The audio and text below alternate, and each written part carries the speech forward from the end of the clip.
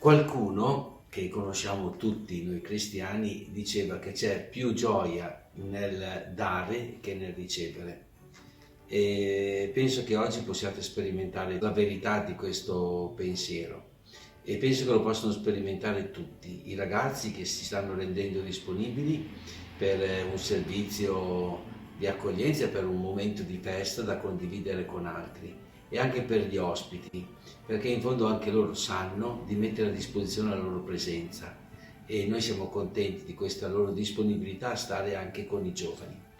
Il dare è sempre esperienza che ci arricchisce, ed è sempre quello che ci permette di essere poi sereni nel nostro cuore.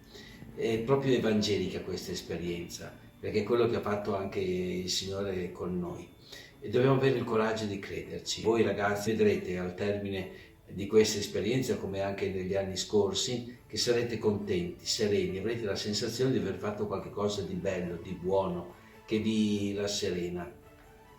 E penso che questo qui sia un piccolo segreto. In fondo anche la scuola del Barbarigo vi vuole fare vivere questa esperienza per comunicarvi non soltanto informazioni, nozioni, ma anche qualche cosa di più importante, appunto che nel dare noi troviamo molto di importante per la nostra crescita. Grazie quindi al Barbarigo che vi ha permesso, vi ha favorito in questa esperienza. Vi inviterei a farne tesoro per tutte le altre circostanze della vita, della giornata, e anche per le prospettive con le quali guardate al vostro futuro. Vorrei dire grazie anche a chi è venuto a condividere questo pranzo. Hanno dato anche loro.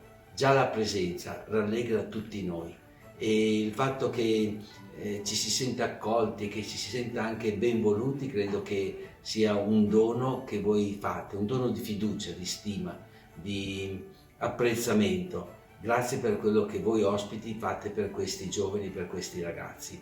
Buon Natale a tutti.